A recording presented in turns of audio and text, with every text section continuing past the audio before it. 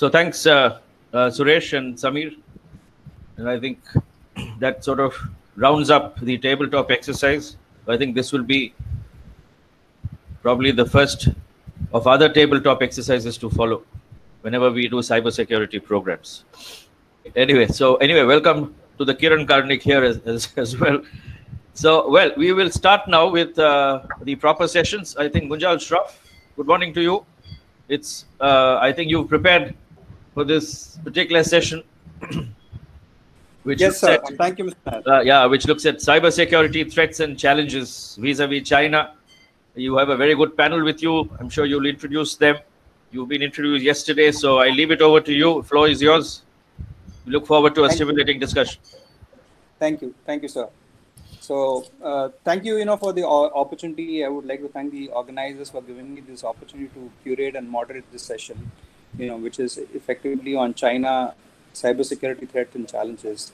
I just want to take a few minutes to kind of share my own point of view on this. So, if you look at 2 decades back when a war was being fought, we had a very clear view of the enemy and his motives.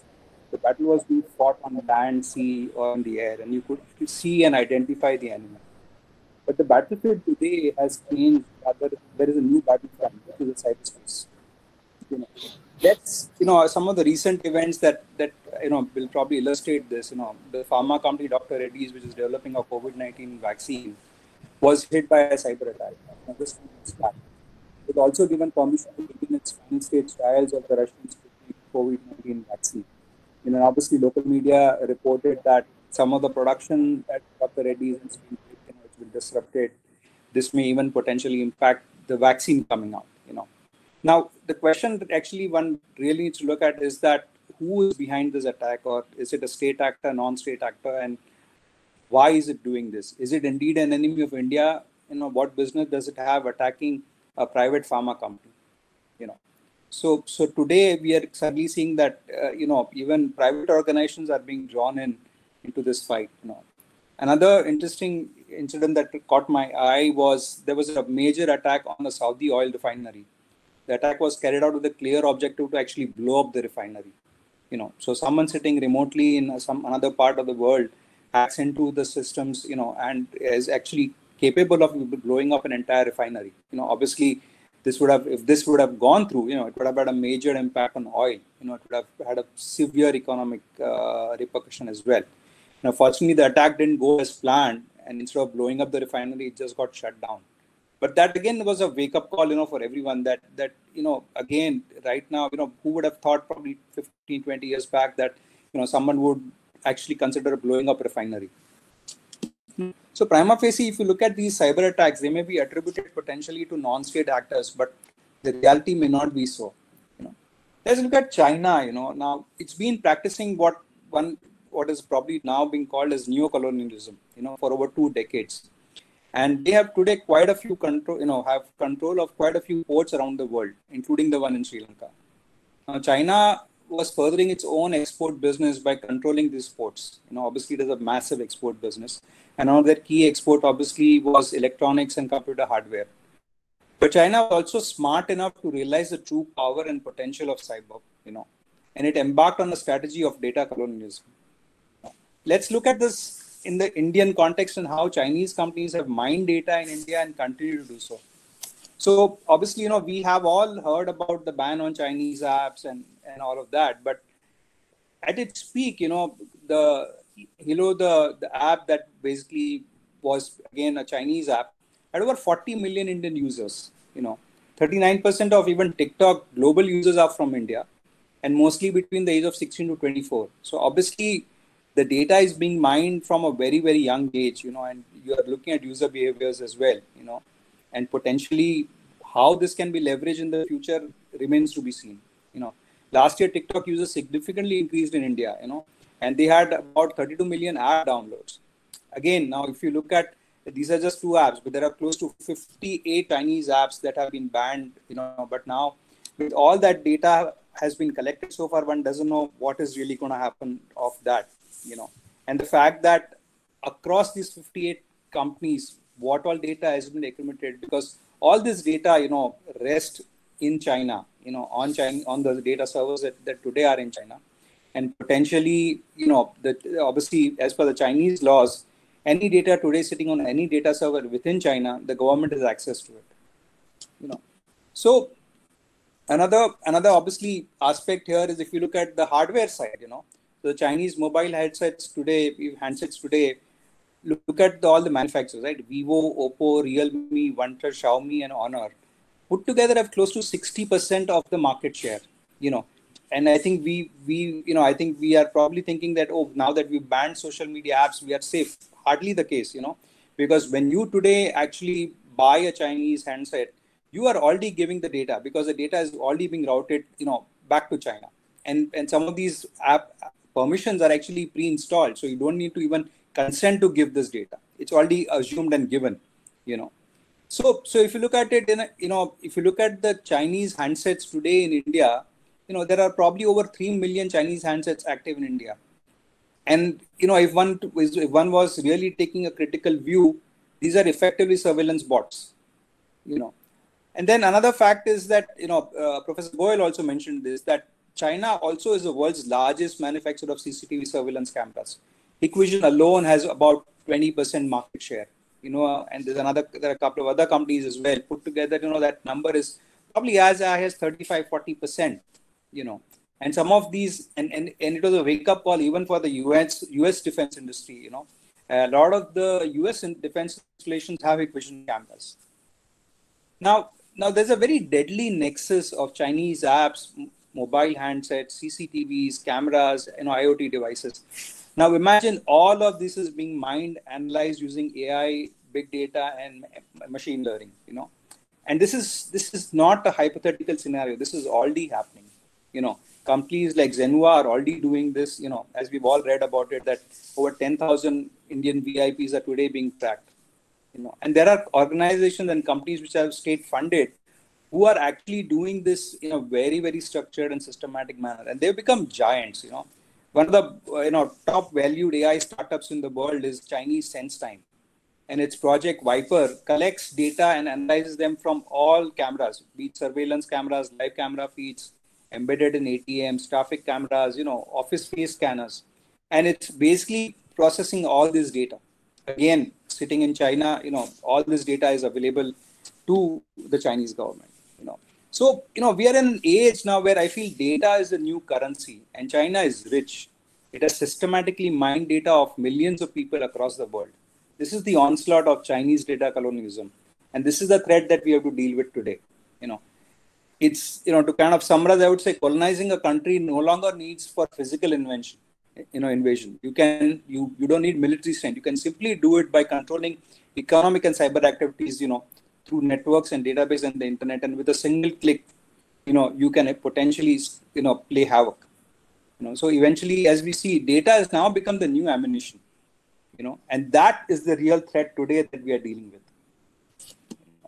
I would now, like to introduce, the panelists today, and I'm sure they all will have their very interesting point of views on the subject today. So I would first like to welcome Professor Kamakoti. He's a professor of computer science and engineering at IIT Madras, and is also the Associate Dean of Industrial Consultancy and Sponsored Research, and is a member of the National Security Advisory Board. He's won numerous awards, and this year was awarded the Abdul Kalam Technology Innovation National Fellowship. Then we have Mr. Pavitran Rajan. We heard him yesterday as well, great presentation. He's an alumnus of the National Defense Academy. While serving in the Army, he did pioneering work in cyber intelligence and information warfare. After taking voluntary retirement in 2013, he served as an advisor for the Ministry of Home Affairs. Mr. Rajan is an adjunct faculty at the Cyber Security Research Center, Punjab Engineering College, Chandigarh, where he teaches information warfare and is an advisor to the Cyber Peace Foundation. He is considered a thought leader in information warfare in India and regularly writes and advises various central and state agencies, including the armed forces. He also serves on the board of two, writing extensively on China, cybersecurity threat, cyber terrorism, and information warfare. Recently, she wrote a very insightful cover story in The Week called Internet of Strings that takes an in-depth view of India's cybersecurity challenges and preparedness, besides several other reports on securing critical infrastructure from invisible threats. She's also the recipient of the International Press Institute Award for Excellence in Journalism and the 2019 and the Ramnath Goenka Award 2019 for her ground reports on Naga underground camps. And finally, we have Commander L.R. Prakash. He's the alumnus of the National Defense Academy, Naval College of Engineering and IIT Kharagpur. He served in the Navy for 23 years. He joined CDAC in 2014 and today heads CDAC China and is closely associated with projects in e-governance and cybersecurity, and obviously has a ringside view of how policy has a deep impact on defense and civilian space. So we have a fantastic panel today, and they will all share their point of views, hopefully diverse point of views, given that the subject itself is so interesting. So I would first like to invite Professor Kamakoti to please share his views. Professor Kamakoti, over to you. Thank you. I'm just sharing my presentation. Yeah.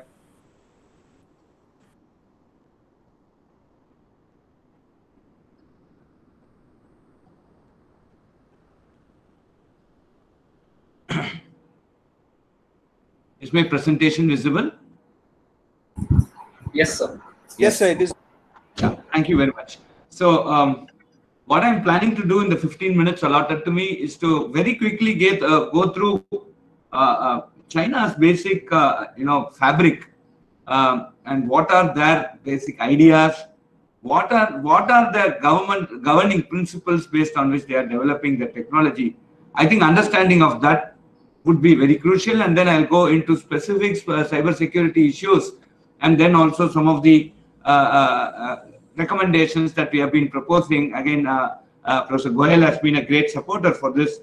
Thank you, Professor Goyal, from the Sitara side. So I'll also put some of these recommendations that we have been quite vociferously being echoing this for quite a while. Now, if you look at this, China as such is, what we could call as a cosmological communism. They are basically looking at both Earth and space. And then one of the very clear statement that Xi made in 2017 is that we should be faithful successors and promoters of China's excellent traditional culture. And they had a lot of principles starting from what they call as Jimmy and Tianzhou and Tianxia, where they basically say that how do we achieve the sort of supremacy in the world, and that for getting those principles up, they have certain very interesting methodologies and organizational structure, starting from the Communist Party of China and the United Front work departments, right? So this is, they actually have a set of techniques and also a certain set of methodologies by which they implement those techniques. And this governing principle is what is making, is actually the underlying fabric, to my understanding, of China's development, with the goal of 2030 and 2050 that they have. And and many of their documents, the roadmap documents, are essentially based on these principles. We could see a common line. I think understanding this is extremely crucial for us to see how China is going to progress. Now, if you look at their education, till 1919, there had been good mathematics place, but 1919 to 1949, they put a lot of stress on archaeology, geology, and paleontology. And between 1950 to 1960, they went, I think somebody has to mute your mic. I'm listening. I'm getting an echo, please. Thank you. There were notable advances, specifically in study of proteins, and then 50 to 60 itself, they started this back to China. They got all researchers who trained abroad. They brought them back to China for various reasons to support the development of the newly founded People's Republic. 58 to 62, there was what they call as the Chinese last 10-year period. They actually started moving from an agrarian economy to bringing industry to countryside, and that actually proved to be disastrous.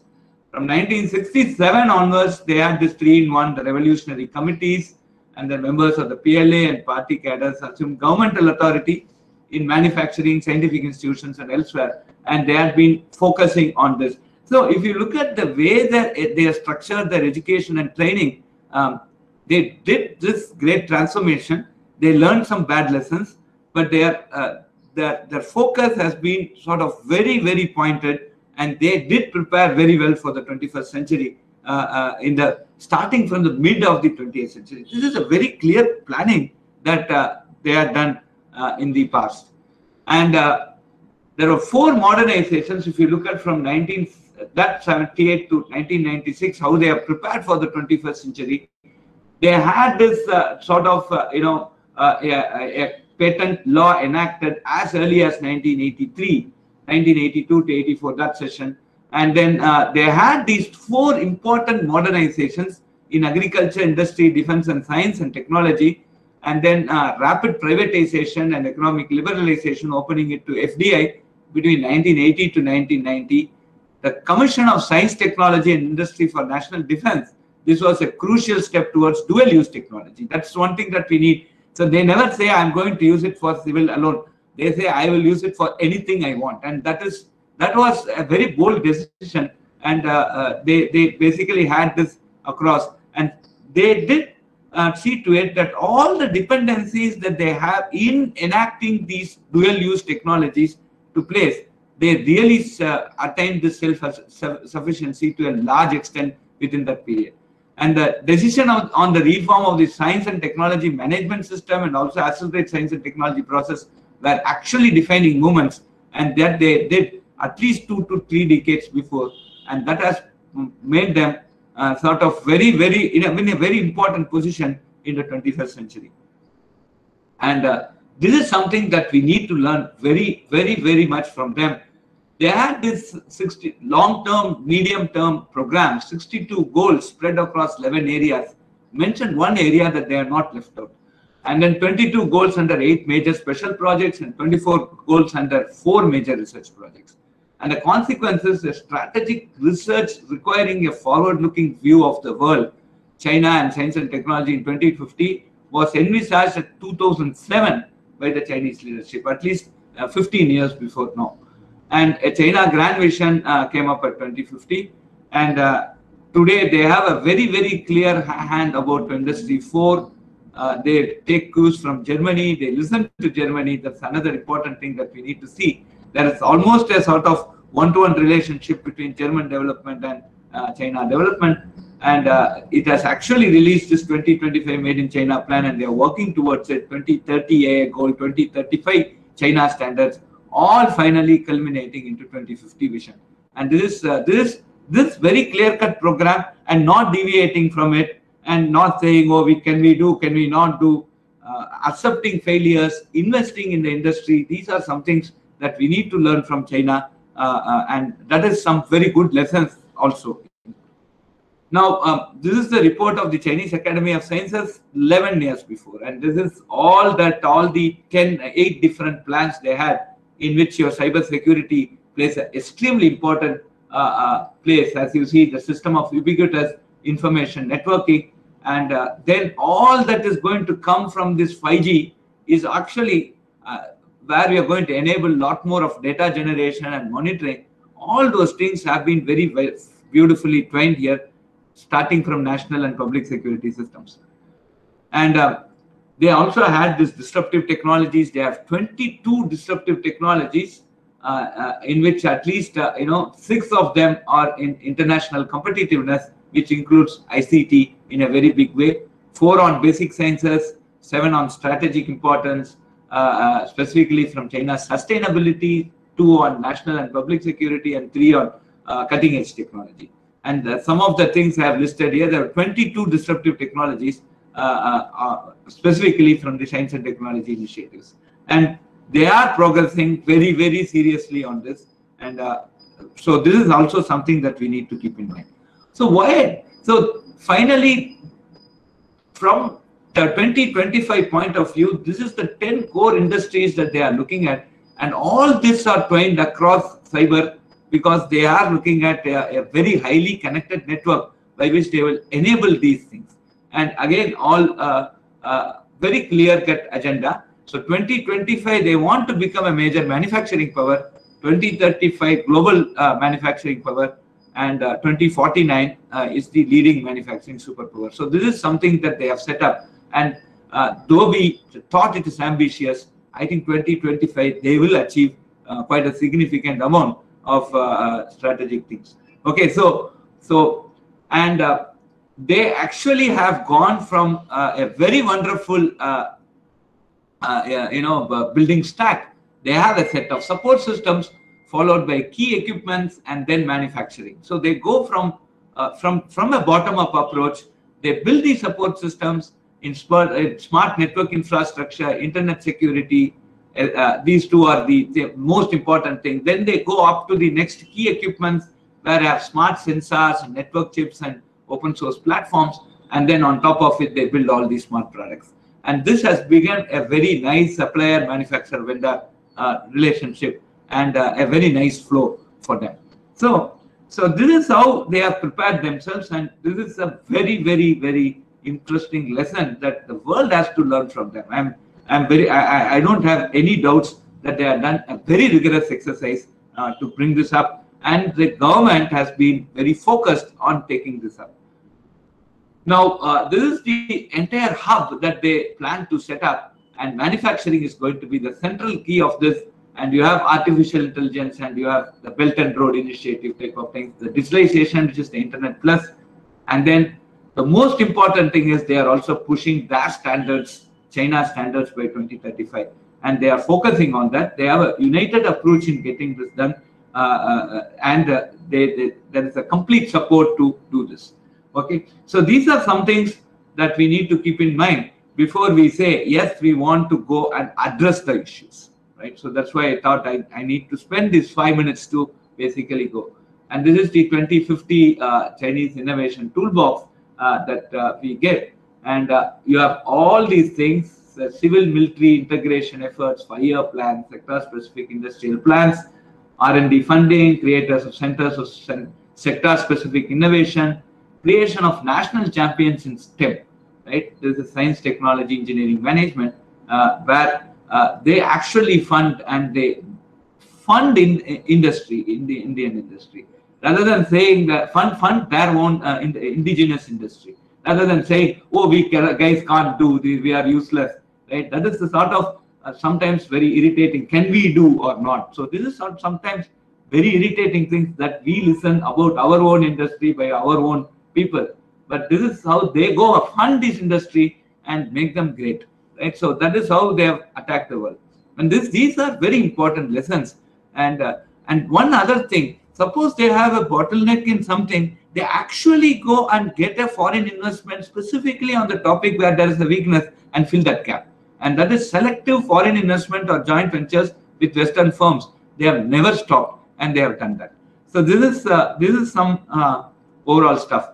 With this as a background, in the next 7 minutes I have, what I'm going to do is to very quickly talk about what is happening today. There is a changing landscape of attacks, right? So we are moving from sort of an individual attack to an organizational attack, as many of the speakers mentioned. So we go and attack a bank. We go and attack a bank as a whole entity, not an individual customer. There are attacks on stock exchanges. There are attacks on on power grids, as Raja mentioned in his chat, right? So there are multiple things on organizations. There are nuclear installations and so many things. And so I'll also bring out very crucially why we need this indigenization, and the way to install this indigenization, bring the indigenization, is to actually follow the China approach. And that is where we need to take a lot more lessons on focused leadership and focused, focused S&T programs, which will basically bring us to that shape, right? So now everything centers about one part, which is 5G. 5G is not 4G plus. It is not that you see TV with high definition thing. It is entertainment plus so much about that. And we are looking at 4G as 5G as an economic transformer, and it becomes the crucial part of your industry 4, where we have human to machine and machine to machine communication, and we are looking at extreme mobile broadband. In addition, we are looking at massive scale communication, and also ultra reliable, low latency services. And this is going to become the part of this. As we carefully looked at, China established 5G supremacy before they actually introduced the cryptocurrency, because a cryptocurrency today needs a lot more of processing at the end user level, and that needs a 5G level connection to quickly affect cryptocurrency. So this is how they have planned. The dependency of cryptocurrency on 5G is extremely crucial, and China has taken that step. So this is something that the 5G is going to be a very crucial part of our basic building block, or actually a determining factor in when we really want to get this leadership. And why we should get this leadership, let us look at this. Today, when we look at 5G ecosystem, we are going to have, say, 10x more towers than 4G, and so there are going to be a lot more edge devices, and the COVID also has taught how the ICT technology is going to become an integral part of the way of living. And if you are going to expose that to cyber security issues, we are going to be in a bigger soup. So it is just not strategic importance that I need security. It is also for civilian importance that I need security, and that is what this particular slide we are looking. We want to establish here. So now let us go about what is happening here. Some of these attacks which are basically attributed to China and North Korea, right? So this is one NSA tool attack. NSA tool attack in the sense that this was actually promoted by NSA. I'll just quickly come into the history of that. Wherein one day morning, Baltimore opened all the systems and everything was actually locked. And then, within a few minutes, we actually started getting, several. This was just a Google search, say within 5 to 6 hours, by which we got these type of news. So if you look at this NSA tool attack on this US cities, Baltimore was the epicenter of the attack, and the tool. This was a tool developed by NSA of USA, which landed in its own backyard. And the city admin network was attacked, and the government systems completely shut down. And it was actually on a analysis. It was actually Eternal Blue, which actually exploited a vulnerability in certain versions of Microsoft's Windows XP and Vista system, allowing an external party to execute remote commands on the target. So it was the operating system exploit, and they locked the system, and they started asking ransom for removing the system. So when we look at this is a way by which you can stun a country, right? Stun one's particular city or state or whatever you call that Baltimore is. I don't know what is Baltimore, but it is one reasonably large place. So now if you look at the history of these exploits, see, Nemesis is god of retribution, perishing all immoderate fortunes. This is what Russell has written a definition for Nemesis. This was actually promoted by NSA USA, the National Security Agency of the United States of America, to actually do surveillance on the entire world. So they funded some companies. I don't want to name those companies, and you guys will know that they are particularly put all these exploits inside that, right? And then one disgruntled employee actually, exposed all these things to a group called Shadow Brokers. The Shadow Brokers actually openly leaked these exploits at some point of time. And once this was leaked out, Microsoft, Cisco, Palo Alto were some of the major affected parties because they had these exploits there. And these were only vulnerabilities. They were saying that these are the vulnerabilities, and now we have to build the exploits on top of it. So of all these vulnerabilities, the Eternal Blue was the one that was easily understood. And so they did a POC, a proof of concept, and an exploit code was released by an unknown hacker group. This proof of concept was used by a North Korean hacker group to develop WannaCry and release it. This Kaspersky investigation, after at least a year, actually showed that this is how this has happened. And the Russian hacker group actually released NotPetya, which actually is a much more rigorous version than the ransomware, because it goes and attacks the boot record, and actually FedEx lost close to 400 million. So this is all the news that we get to a large extent authentic news. Now, if you look at the role of China in this, the Chinese agents acquired access to NSA tools and reworked on those. Right? And Symantec, which is another antivirus agency, believes that China did not steal the code, but when NSA actually attacked their own computers, they just put a honeypot and found out how they are attacking and learned from them. Right? The NSA actually used sophisticated malware to destroy Iran's nuclear centrifuges, and then saw the same code proliferate around the world, doing damage to random targets, including American business giants like Chevron. So this is how the entire flow of events, specifically with respect to this happened. So here, if you actually, this is a NotPetya stuff. If you press the next key, it will show the amount Bitcoin you want to give. And this was, well, Eternal Blue is one such vulnerability, the least complex, and there are many more in the pipeline for attackers. And who gave this? This is the contribution of NSA of USA, which now is banning Huawei. Okay, so let us understand the whole world in its perspective, not just China. This is my whole stuff here. Now, so we have to concentrate first. 5G is the highest in our agenda. Next comes all the other indigenization. So the 5G policy. I would request you wrap up in the next 3 to 4 minutes, please. Yes, I will wrap up. So we have. So I had 4 minutes. Yes, I'll do that. Okay.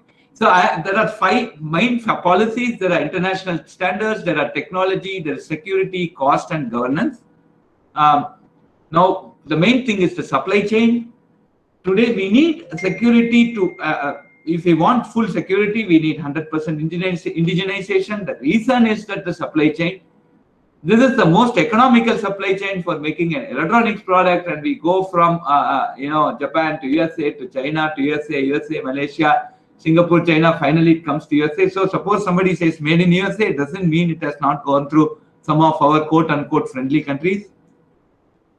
And there is an India-specific 5G rollout model, which our own Indian fellows are saying, oh, we should not do island and all these things. This is a very, very important India-specific 5G rollout model that we want to come out. There is a 5G standard called LMLC, large mobility, low mobility, large coverage, that we are proposing. We got it through with lot of difficulty. Again, opposed by our own MNC Indian people working in MNCs, opposing it. We got it through ITU, and now we want the Indian telcos and other people to follow it. And there's a lot of opposition just even to introduce one 5G standard of India. And this is the sort of unity we have in our country, and that is where China is winning.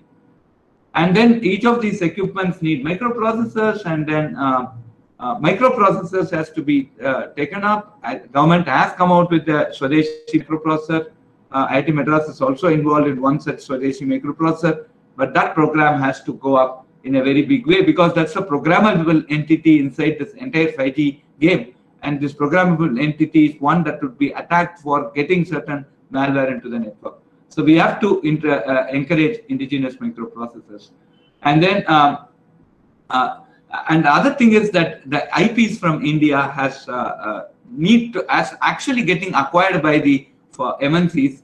We need to stop that. And so if the IP market of Indian IPs has to grow, there is a need to silicon proof them. So the government, so what we are encouraging the government and the industry put together, the large major industries to come forward and set up an India chip fund, which will basically enable Indian IPs to be manufactured outside. And we need to have very critical PCB testing facilities in the country, because this is where you have seen Supermicro's issue there.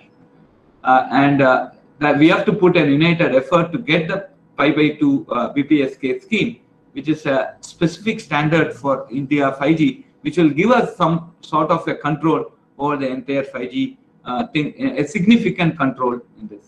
And then, of course, we need a lot of capacity and skill set development. And there is also that we saw total internet services shut down in specific geographical area. And so when because of various political and other reasons, So the next generation war is going to be based on these cyber systems, and so we need to also get certain what we call as a cyber readiness. I actually classify as three cyber readiness, and we need to have very clear-cut policies of how to have this cyber readiness, wherein we can selectively disable and enable certain services depending upon the situations at these places. And thank you very much. Thank you so much, Professor Kamakoti. That was an amazing presentation.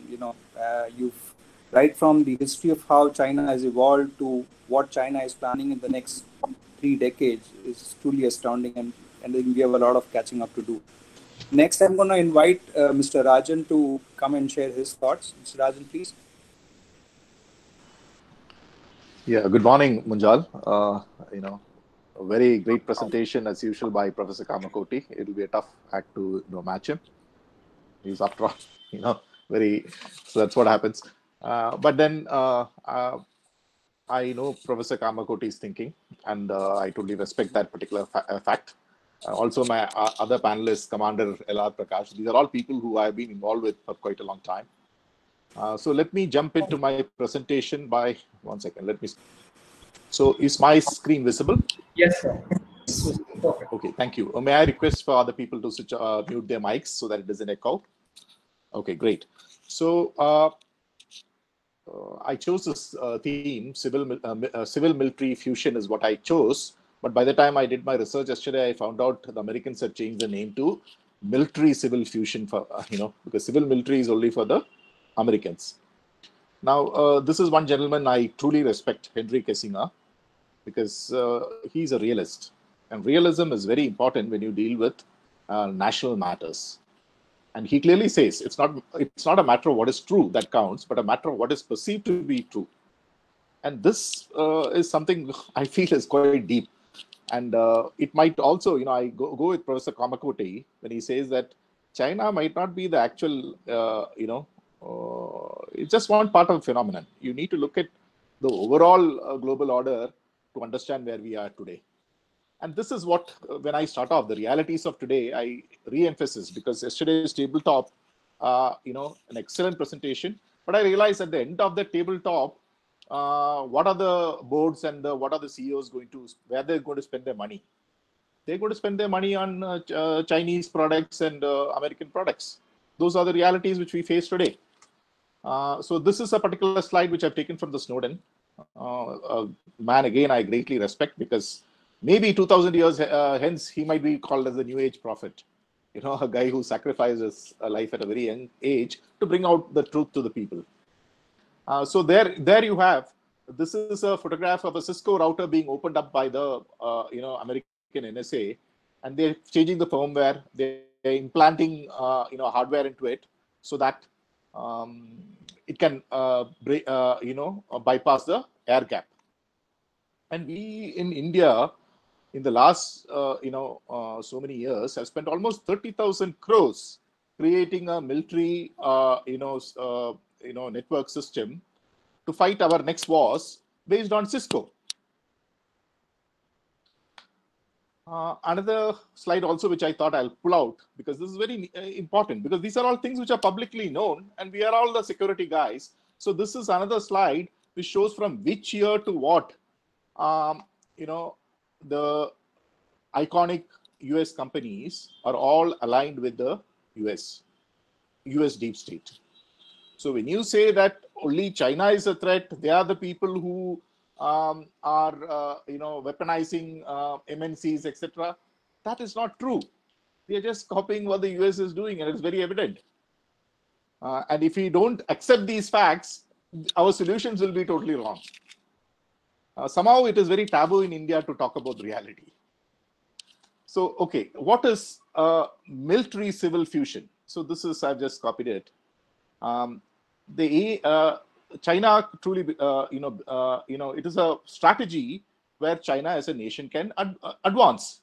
And that is something which all nations will have no quarrel with. So what are they, the MCF concentrated on? That's a military civil fusion. It's all about artificial intelligence. And artificial intelligence is all about data flows. And why are they concentrating on that is basically the international order rests on military dominance. If you do not accept these facts, then you will totally go wrong. So what are the key technologies? Professor Kamakoti has already covered it, so I will not dwell much into it. I'll just flash it over there. So why did China choose the path which they have chosen? Asymmetric information competition. We are where we are in a system which has evolved over the last 200 odd years. India and China were both almost in the same boat just about 30 years back. So innovation to catch up with the rest, etc., is not an easy job at all. You have to spend huge amounts of money. You cannot, do we have that sort of money as a nation?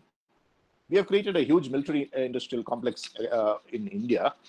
Why I say a huge military industrial complex is, I found the budget of the, I wrote a monograph recently for another think tank called Policy Perspective Foundation. And that gave me, focus to research into certain aspects. I found to my, surprise, DARPA's annual budget is about $3.5 billion, $3.5 billion, okay? And they hardly have any permanent staff and a very shoestring sort of.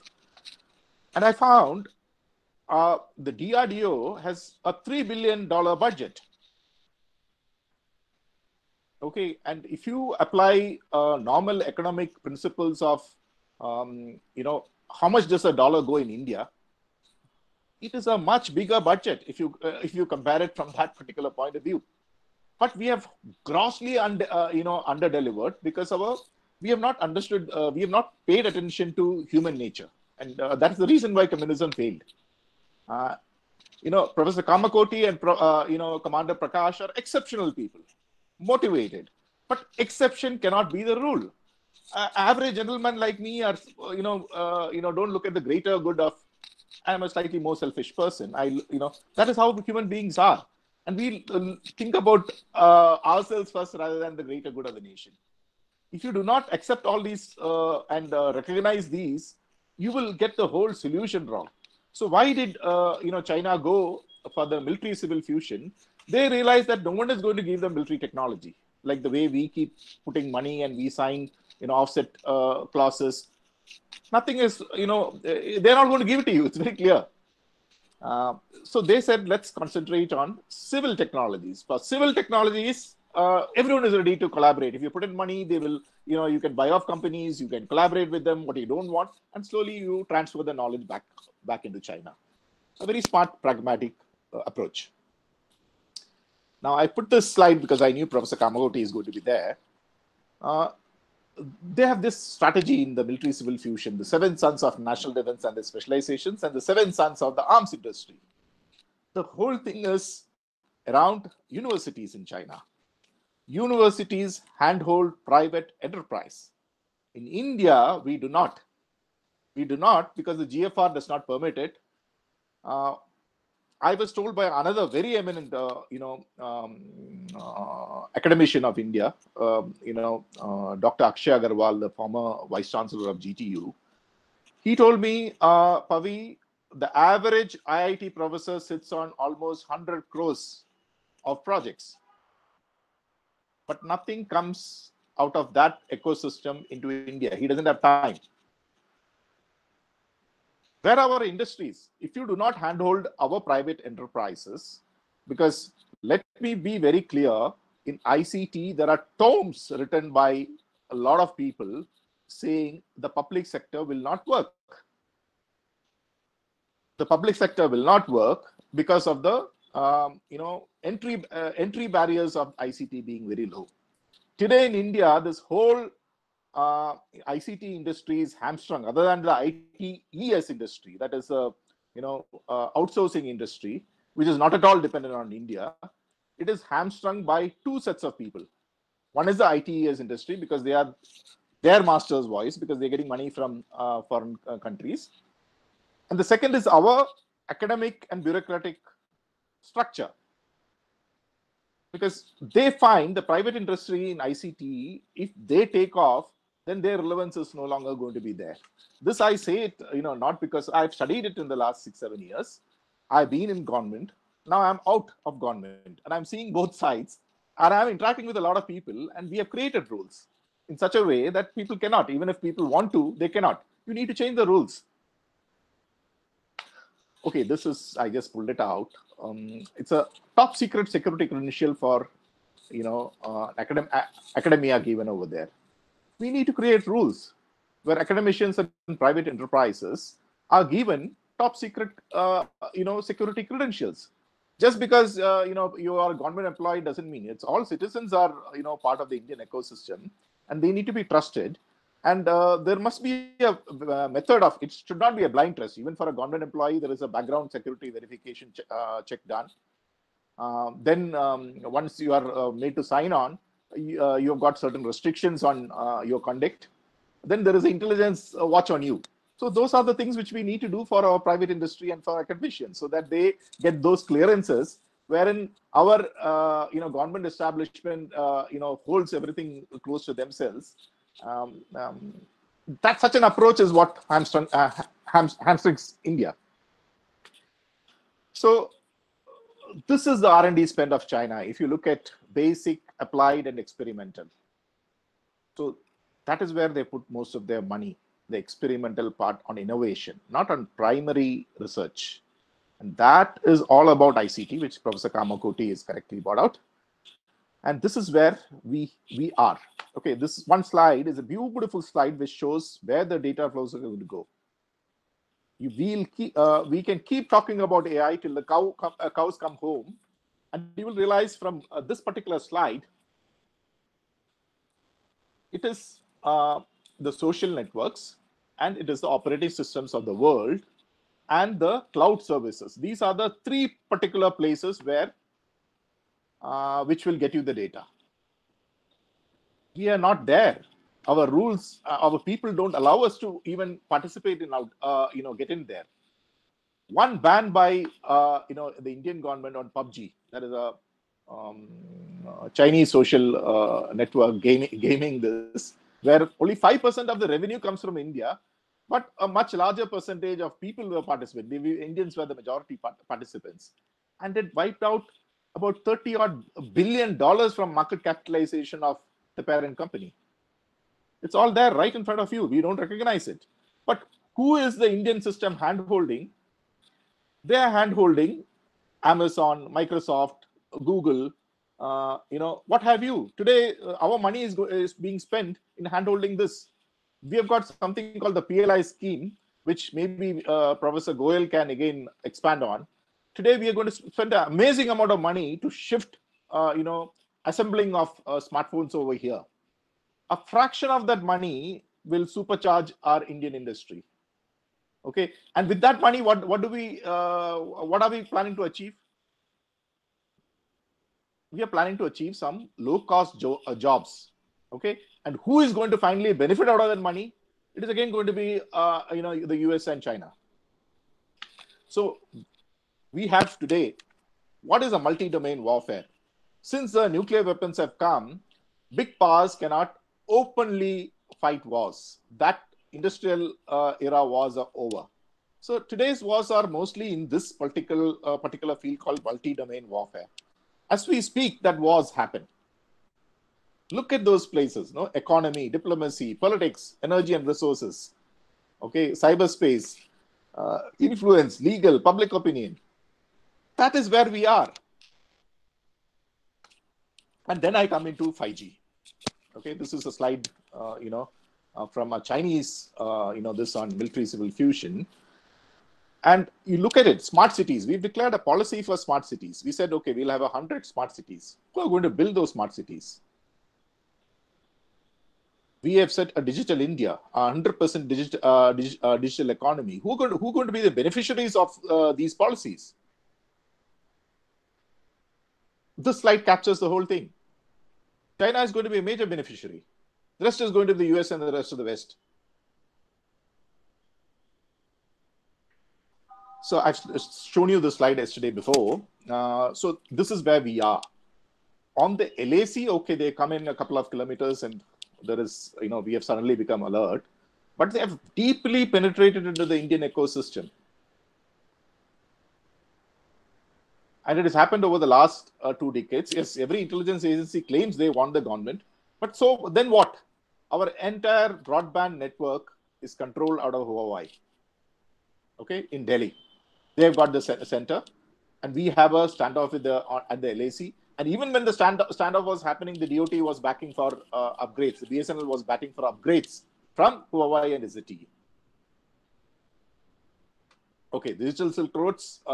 Okay, that is the Chinese plan, which I have no quarrel with that plan. If given a choice for India, we would also like to do what they are trying to do.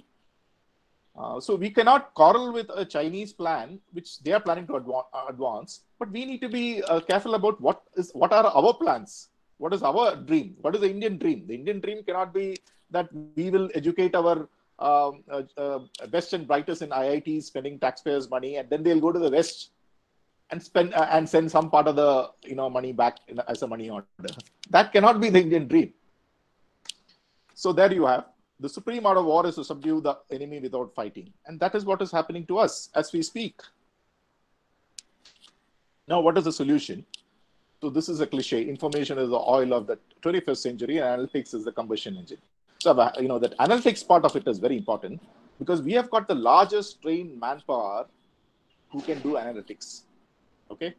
They're all working out of cities from here in Bangalore, Chennai, Delhi, NCR, what have you, for American companies. Just day before, yesterday, there is this Fresh to Home. Okay. Fresh to Home is a company which I have been, quite closely associated because the founder, Shan, and their CTO, etc., was working in Zynga, wherein I got them out of, Zynga to start off to create something for the Indian ICT industry. They also parallelly did something for themselves because the Indian ecosystem had not woken up. So they registered the company not in India. They went and registered it in Singapore.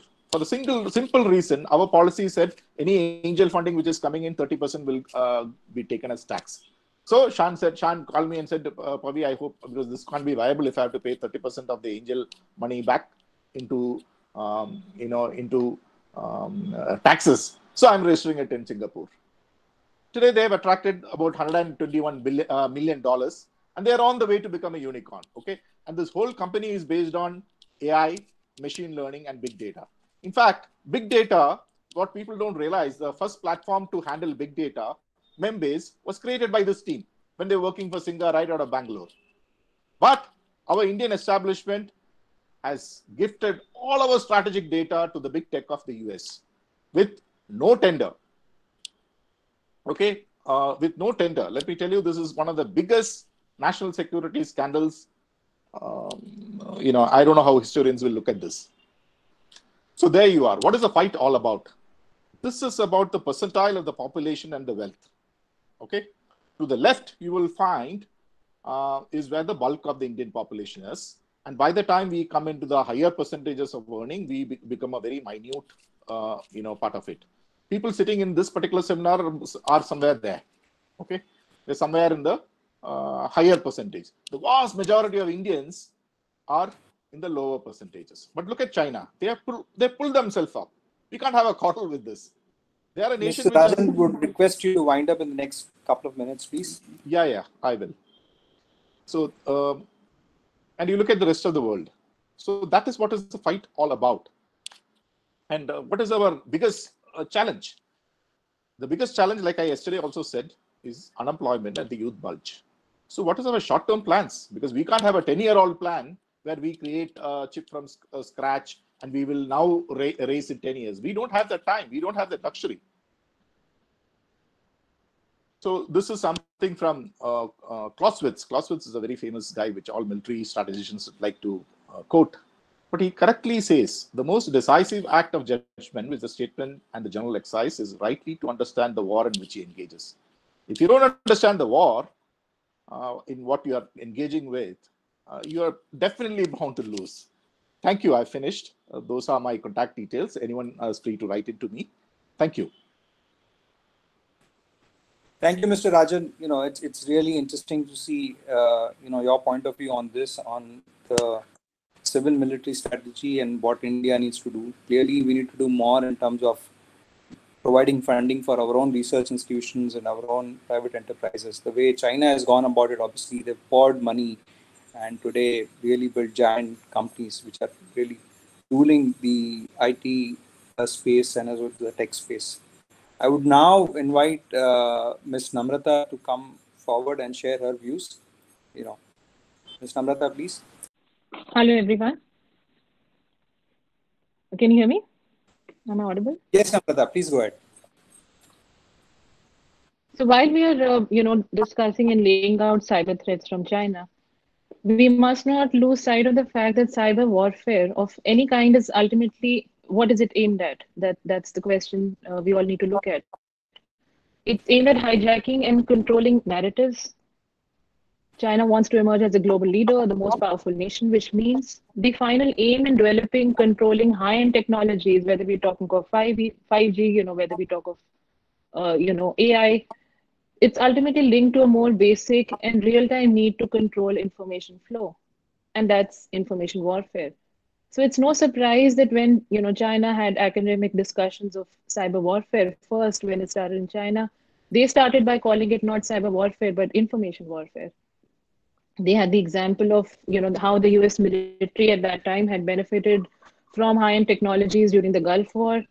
China soon began to realize that there is no way to adequately defend itself without following the changes in the form of war in which high-end technologies, mainly information technologies, will play critical roles. In 2003, the Central Committee of the CCP and China's Central Military Commission, they approved the concept of 3 warfares that comprise psychological, media, and legal warfares. So let's talk about, media warfares. And in terms of how, like Munjal was raising this point of how apps have been banned, and you raised this point of why, to what end were really the applications doing. So whether they, if China had backdoor entries, or if they were trying to use those apps, what was it really for? I was in touch recently with Citizen Lab. They are the people who exposed the WhatsApp controversy last year, and they were talking of how NSO, the Israeli spy agency, had been really hacking WhatsApp. Those examples were proved before the world. There were lot of examples in India itself, whether they were human rights activists, lawyers, journalists. They also came out with another report. So they said, and this was just on WeChat, the reason the investigation by Citizen Lab, it's Toronto-based, they came out with really startling revelations which showed that applications like TikTok, WeChat, or all these applications that you were referring to, what are they doing? They're cleaning your data. They are, using all of that information that they get of what kind of stuff, we are looking at, what is it that each user in India is really searching for, and then they, use those kind of narratives to push in the Chinese narrative.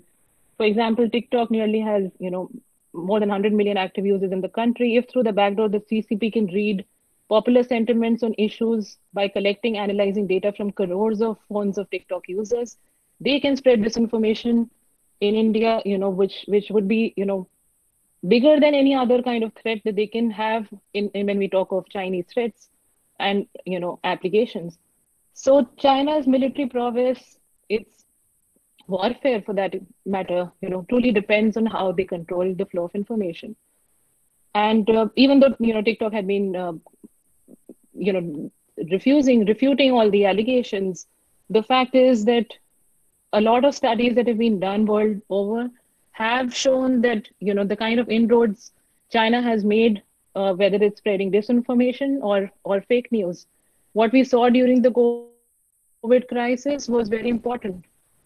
Coming from the media, the first time what I saw, in more than decades of journalism, they were trying to control the way the COVID narrative was being run. Chinese spying networks, they were more than active, scouting for targets, looking for the kind of way they can control information. A lot of fake news. It's been, the year which has seen the maximum fake news, warfare, the kind of information flow coming from China. How are we equipped? Was the media really equipped to handle it? From the government side, I personally feel it is a very lackadaisical approach. The Home Ministry was continuously trying to counter it through PIB. So the Press Information Bureau was getting these regular fact check updates where the ministry itself found, and I'm talking of the Home Ministry, we have all these cyber structures in place. What they were trying to do was issue a press release trying to tell us, okay, this is fact, they would just say that okay, this is fake news, but how many of us really went out there to say that this was fake news? The news was already out, it was consumed by millions. It was driving the narrative even before the government could respond. So then they created a separate unit called a PIB fact check unit. So the government is doing a lot of, they have information dissemination systems, but we're really lagging behind in countering misinformation, particularly from, neighboring countries, China, Pakistan. The other way the media is really used, and I'm, giving the example of how even Indian journalists are targeted. Recently, there was this arrest of an Indian journalist by the Delhi police in an espionage case, and that's an example of how desperately China is trying to control information flow. So, how these, unlike technological threats discussed, there are media houses. Their systems can be hacked and data can be either stolen or planted. But the potential of psychological warfare, I feel, is huge when it comes to the role the media can really play.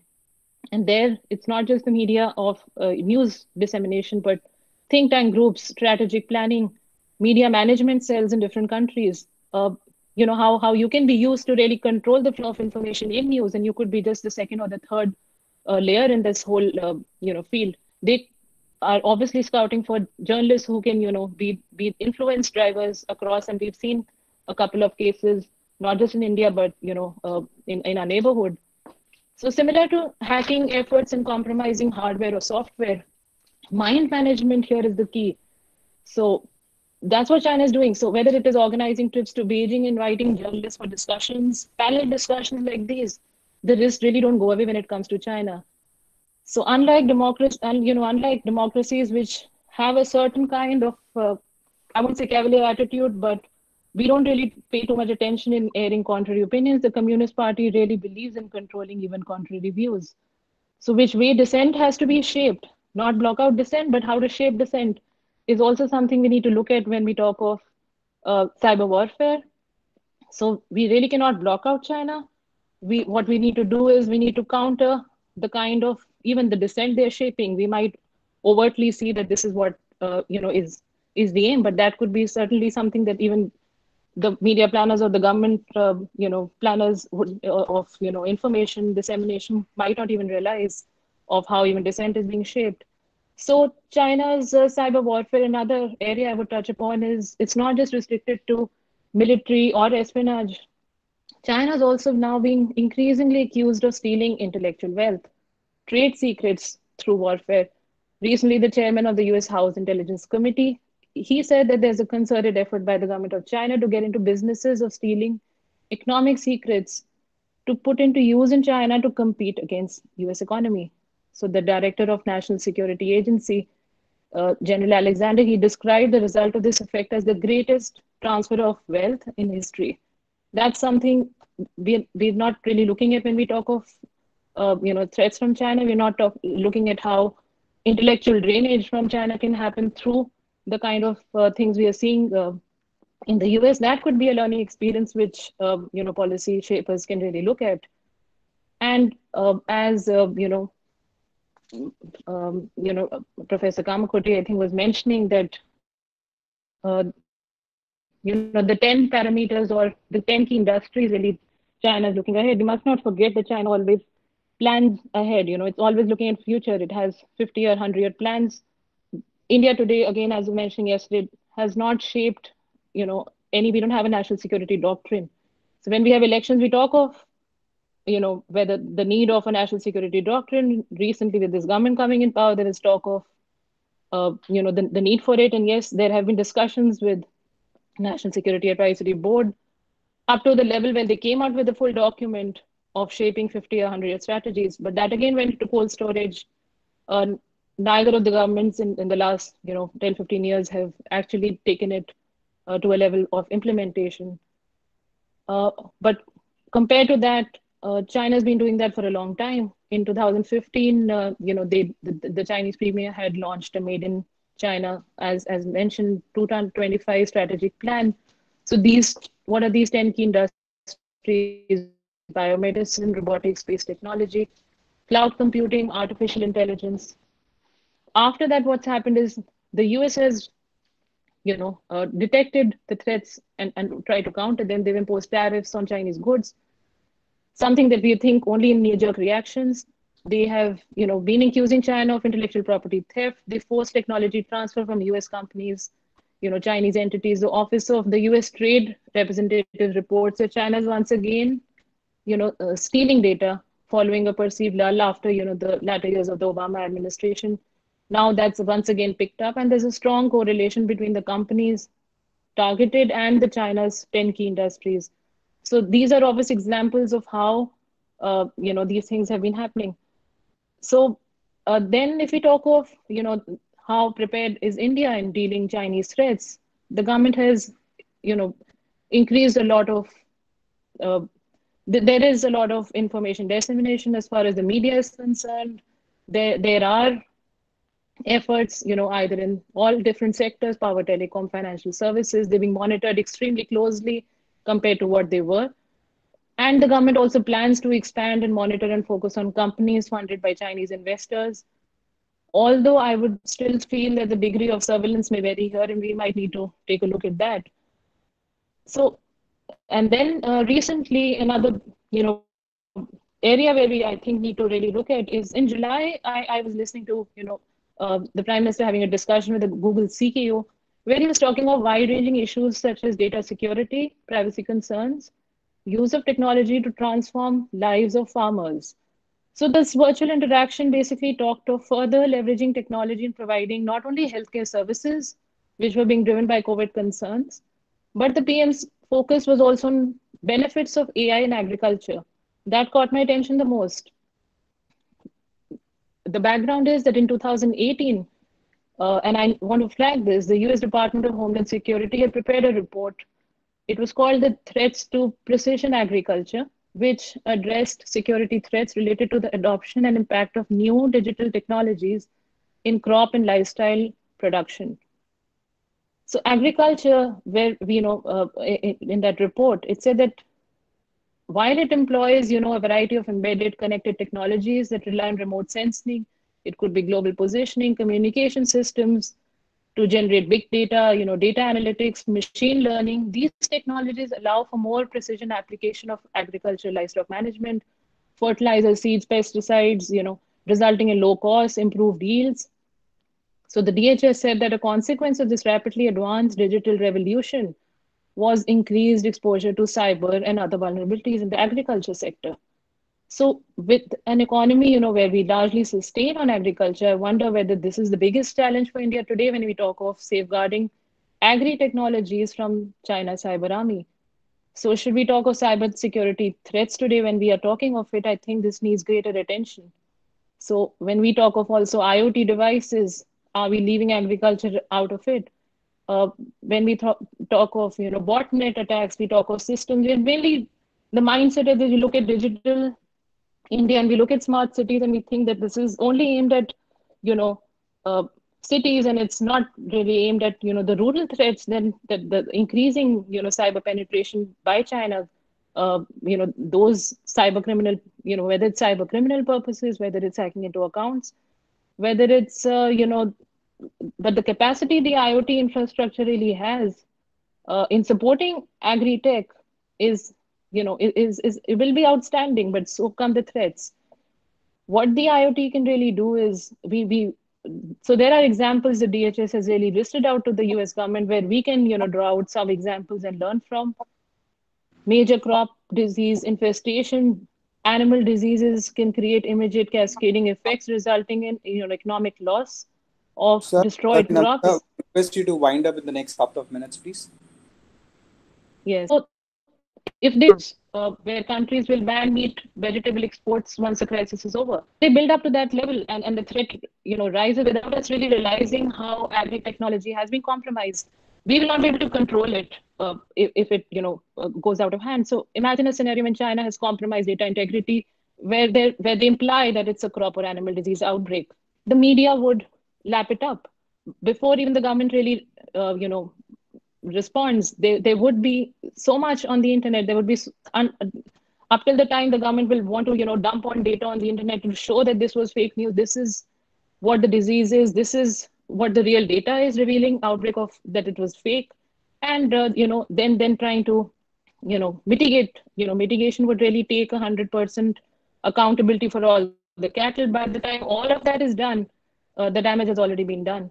So, similarly, we can talk of smart cities, we can talk of, then we can go to 5G networks where, tomorrow we already have, in real-time data cows with collars, monitoring livestock health. So these are issues I would flag. And I think our dependency on, Chinese technology, company, hardware, devices, products will happen, and it's something we cannot avoid, but we need to have the checks and balances and government agencies and the media together countering these threats. So thank you. These are the issues I think we need to look at. Right. Thank you so much, Namrata, and I'm glad you touch upon the agri aspect, and it's again not spoken too much about, but I always have been concerned about the fact that if where the satellite systems are hacked, and we are then putting out forecasts which are damaging to the farmers, we can have a very wide sweeping impact on the agri economy of the country, and these are very, very real threats now, and again, I think probably agriculture, we now see it as a low-tech industry, but I think tech now has a pretty massive influence on it. Moving on, I'm going to now request Commander Prakash to come and share his views, please. Commander Prakash, over to you. Good afternoon. I'm glad I am last on the panel. I hope I'm audible. Yes, sir. Yeah. So I thankfully Professor Kamakoti, Pavitranarajan, Ms. Namrata have already done most of my work for me. So that also means that I'll be gifting you some extra time because I expect to finish within a couple of minutes. Just a moment while I share my screen.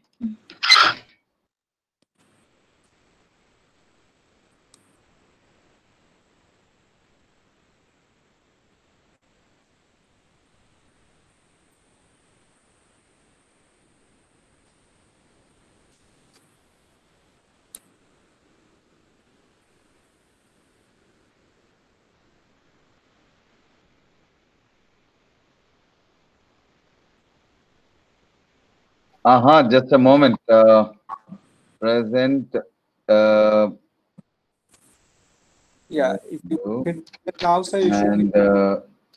Yep. Here we go. I hope it's visible. Yeah, it's visible, sir. Yeah. So very briefly, of course, there's disclaimer at the start. The facts that I'm sharing are from public domain, and they are more for inferences, drawing inferences rather than legal documentation. A very brief examination of Chinese data policies for companies and for people.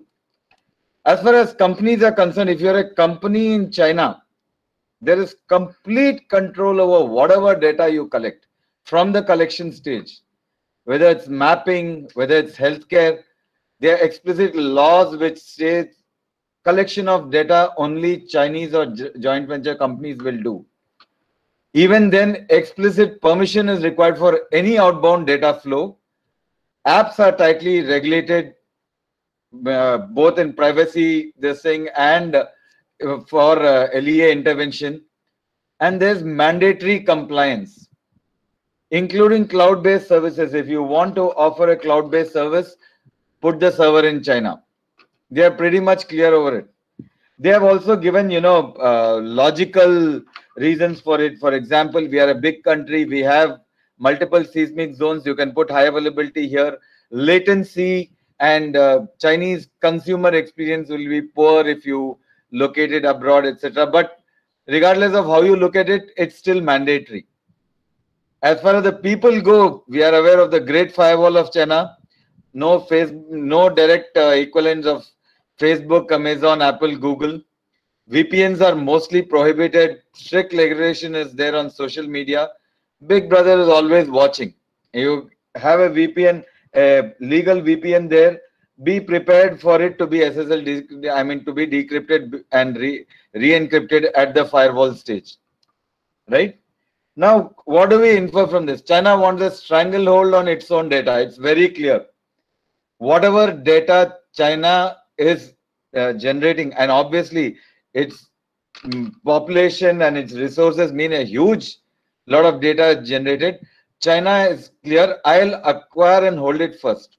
If you just Google and see, as late as 2004, 2005, there were UN and US health institutes giving advice to China, saying that you don't have your electronic healthcare system in place, you know, let us in and we'll modernize you and everything. China said, no. Thanks, no. I intend developing it myself. I'll start collecting the data when I can control it. For mapping, they said any data that you collect, you hand over to us, we'll decide how to give it to you. So they said, what are you going to do with the data? No idea, but we are clear we are not giving it to you. Essentially, this was their strategy from the beginning. Obviously, because of the totalitarian regime, so they want total state control over the population's exposure to data, but they have gone about it in a slightly different way. They don't, they have, of course, a big stick, but they also try to substitute, whether it's Twitter, Google, Amazon, WhatsApp, they have their own substitutes. And now they have got what the Batex giants, Baidu, Alibaba, Tencent, Xiaomi, which equally, I mean, you could call them worthy competitors to the what we call FAMG, Facebook, Apple, Amazon, Microsoft, Google. They have their own giants. As several people pointed out, China has been, leadership of China is essentially distinguished by its thought process, its strategy. Mao famously had the 4 modernizations. In 2004, Hu Jintao, the current guy's predecessor, initiated the new historic missions for the military. He said, we are now basing our military on the scientific development concept, and we'll use scientific development to dominate.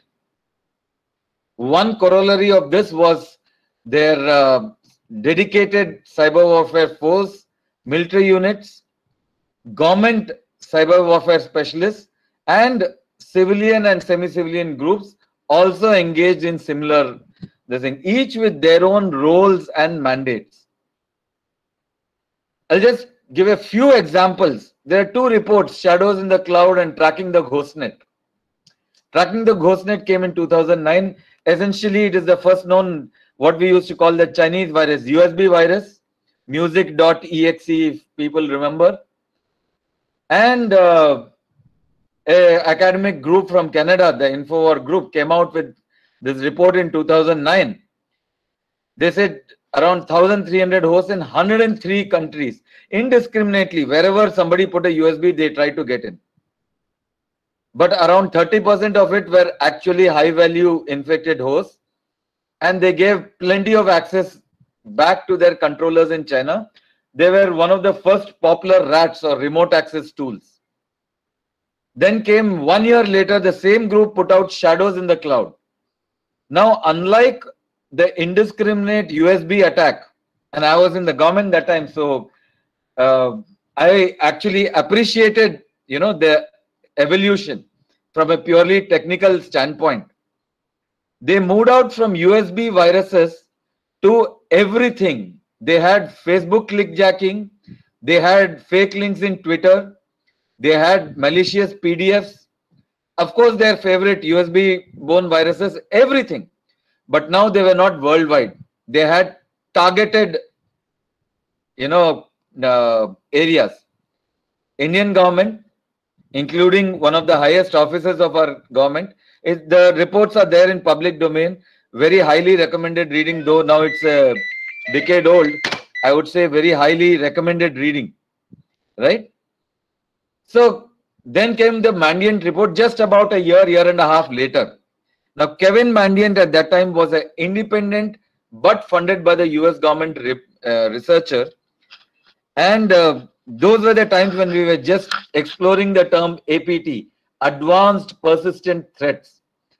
And his report was what was named APT-1, the first such group to actually distinctively be named. He traced it back to PLA Unit 61398 in China. Interestingly, Kevin Mandiant tracked this group for closer part of a decade before coming out with this report publicly. In the meantime, he was reporting to the US government, of course. Okay? And now, this was first indication that the PLA was no longer looking at pure warfare. They were looking at commercial, they were looking at mining, at oil, at aerospace companies, everything. If you read the Mandiant report, it's very interesting because he was not able to get inside the building as such, but he got into the ecosystem around it. For example, how China Telecom was told by the government, lay down special fiber optic, like our BSNL and say Indian Army. Obviously, BSNL said, look, this guy is asking for too much.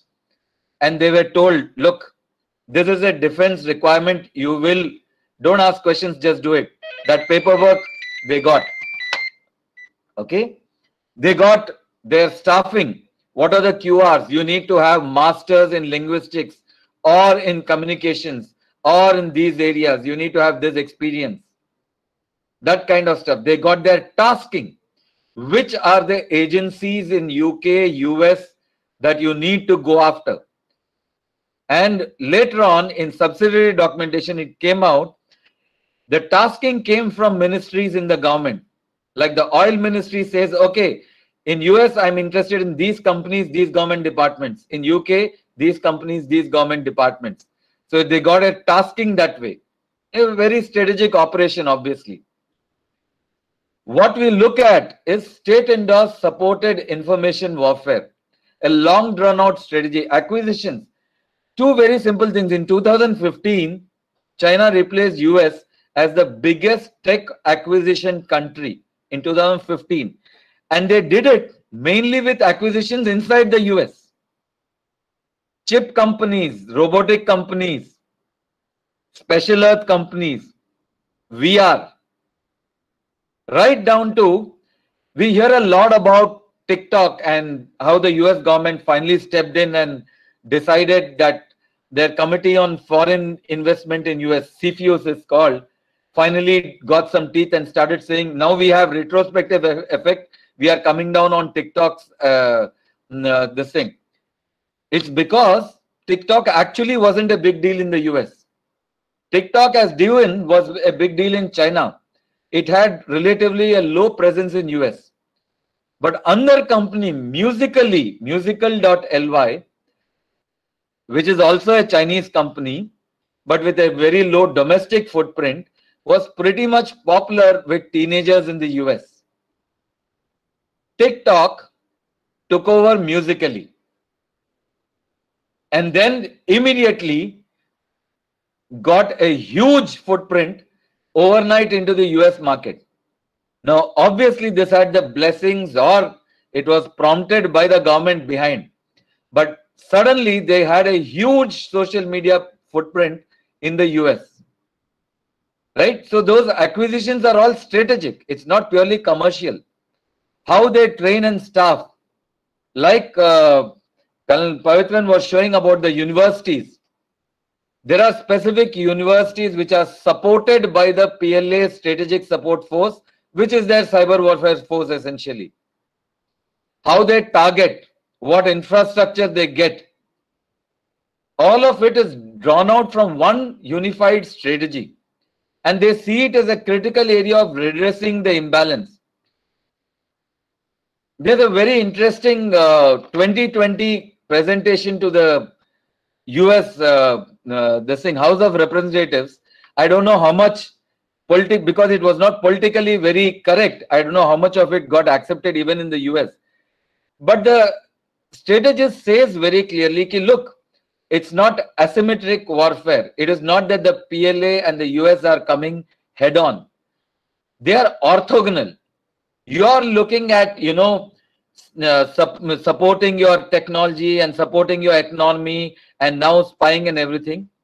They are looking at, this is my national aim.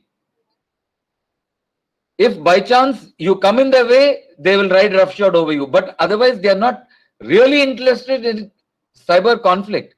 They are very clear, this is my national aim. I'm going ahead on it. All these cyber capabilities happen to be one aspect of it. It is part of their national aim. And I believe this is the single, as that strategist said, this is the single largest reason for their success. That it forms a coherent part of the picture of their nation. Without it, you are heading nowhere. Right? You can just keep pumping money, but without a coherent effort, you are heading nowhere. And this is what I think Professor Kamakoti started by saying, and Colonel Pavitran has been saying. The problem is not China. The problem is our cyber security has threats and challenges because of our own failings.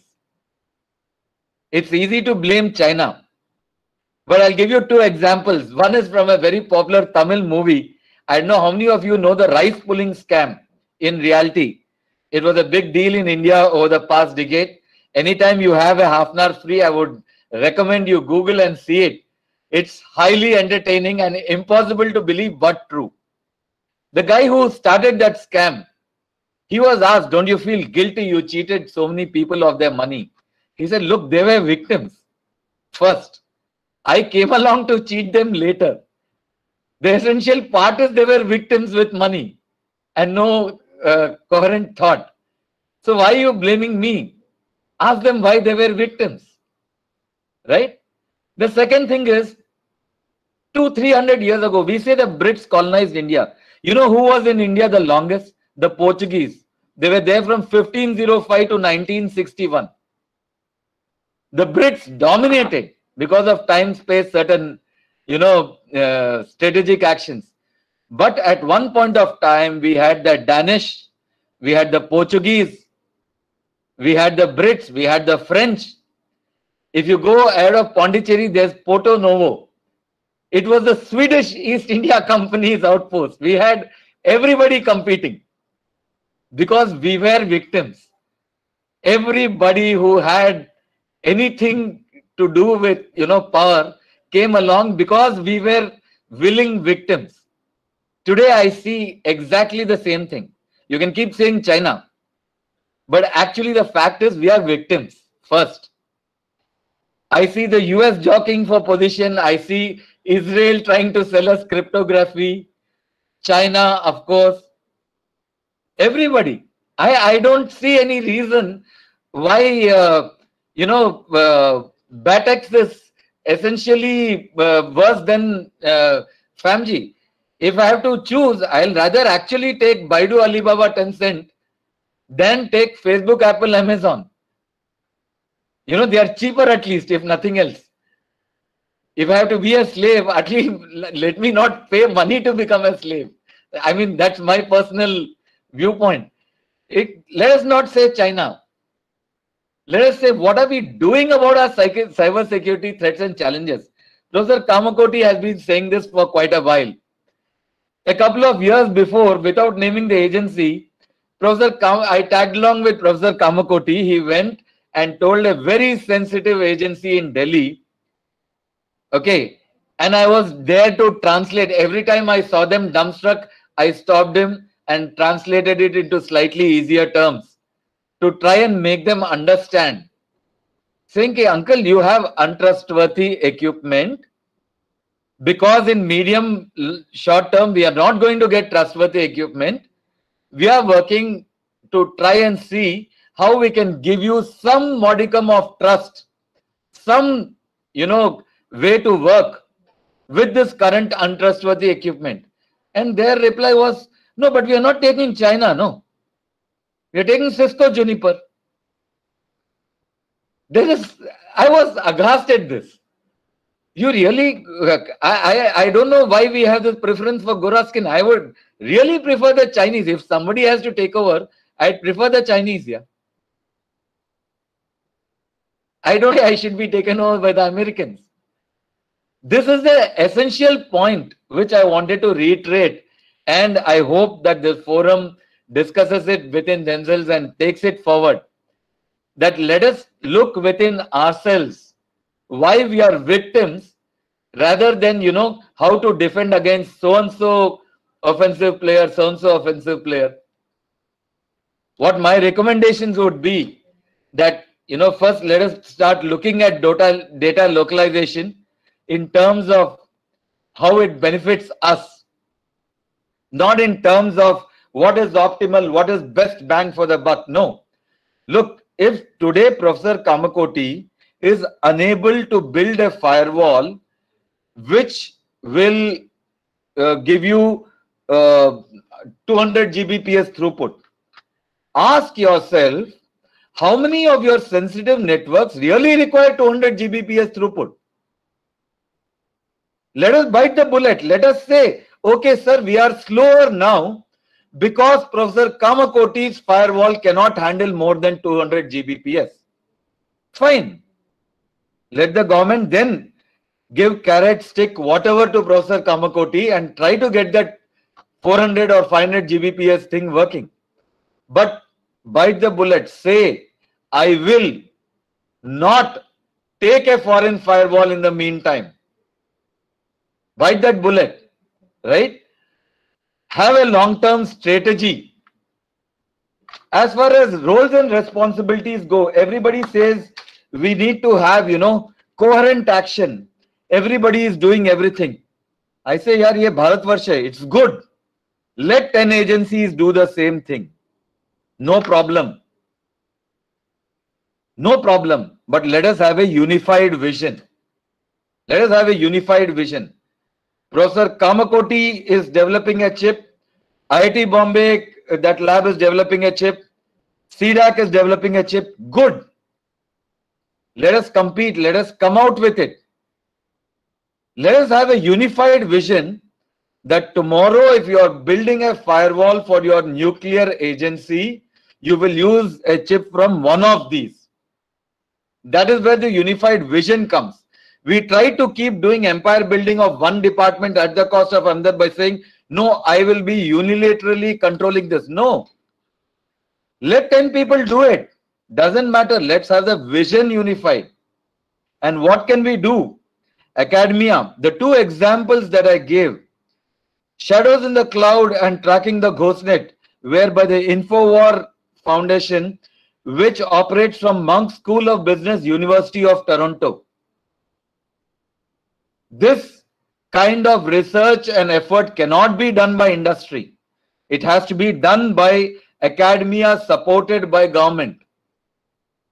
And the Mandiant report, Kevin Mandiant, is what industry does. Tracking threats to industry, to specific departments. And that again cannot be done by government. That has to be done by industry. And as Colonel Rajan pointed out, it is obviously Mandiant had and holds even today on his biodata what we call Tango Serra, top secret clearance from the NSA. It's ridiculous to say that, say, Mr. Shroff or Professor Kamakoti has not worn a uniform and therefore I will not give him top secret clearance. You're at loss, not Professor Kamakoti or Mr. Shroff. You're not able to harness his expertise because of your stupid idea that you cannot trust him with a top secret clearance because of some 1932 Official Secrets Act. Start working towards getting niche industry. And finally, as both Professor Kamakoti and Colonel Rajan said, training and building capabilities. unless we have that. Let us see a very clear area where we have done this. We have done this in the finance sector. We have CA Act, we have CA training institutes, we have mandated corporate governance things. These audits will be done. We have consultancies, everything. Let's focus on it, learning lessons from what we have done earlier. As I said, this was more about reiterating whatever was there. Thanks, I'm through. Okay. Thank you so much, Commander Prakash. I think it's refreshing to see a very different point of view. Saying that whether really China is the problem or the fact that we don't have a vision and that is the problem. I think yes, the fact that we don't have a cohesive vision like China has for the next 3 to 5 decades. I think that is where also a major problem lies. Before we open up the floor to questions, I just want to thank all my panelists. Stupendous presentations. Very different point of views, and I'm so grateful to all of you. To ensure that there is no overlap between what you have to present. So deeply appreciated. Bala, we can take the questions now if we still have time. We are running short of time, but still we can just take a couple of questions from the chat box. Yeah, so can you just curate? I mean, I think there have been quite a few, so can you just help us? Yes. Okay. So the first question is by Rajaram sir to the panel. A few years back, the power grid in North India was brought on, which was widely attributed to a malware. How secure is the grid now? Have lessons been learned by both PSU and private players in India in this way?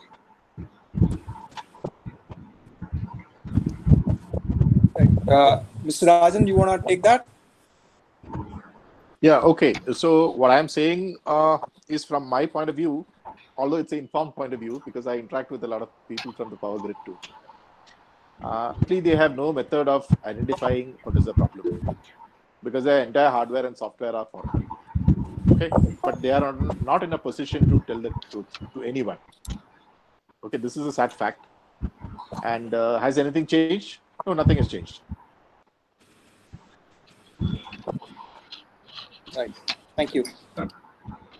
Next question, Bala. The next question is, how does one enforce unity in our opinion, policy, license conditions, promotion of Indian companies, including funding? Commander Prakash, can I request you to address that? Yeah. So unity of vision, as I said, if you see a totalitarian state like China, it's very clear. It comes from the topmost, not even the top, from the topmost. Mao says 4 modernizations. Hu Jintao says new historic missions. Xi Jinping's vision is encapsulated as Xi Jinping thought. It comes from the topmost, right? Then the rest all are just people who are amplifying and elaborating on it. In our country, our topmost political leadership, from an administrative and strategic viewpoint, we have the National Security Council, we have National Scientific Advisory Board, we have agencies which are supposed to be the interface between our top executive and the rest of the country. Let us have them, right? Everybody, whether it's me, whether it's Colonel Rajan, can only advise them. We can only recommend. The directive has to come from top. Let us not pretend that somebody like Ministry of IT or Ministry of Defense will actually have anything to do with an overarching strategy. They can look at their own areas. Hopefully, very candidly, I would not even be very confident of their having strategy in their own areas. They are barely able to keep up with day-to-day working. Right? Overarching vision has to come from somebody who's not doing day-to-day working. Somebody like the NSCS, somebody like the National Security Advisor, the principal scientific advisor to the government. It has to come from them. That's what I would say. All our industry think tanks, etc., we need to tell them. And though this overlaps with part of what I would like to speak later on in the afternoon, I would ask, we have agencies like this going on. we have Professor Goyal, we have Professor Kamakoti, etc. Why is then McKinsey or BCG advising our Niti Aayog? We don't have a strategy because McKinsey is advising them on strategy. The day Professor Goyal or Professor Kamakoti starts advising them on strategy, probably we will have better results. Right? Absolutely.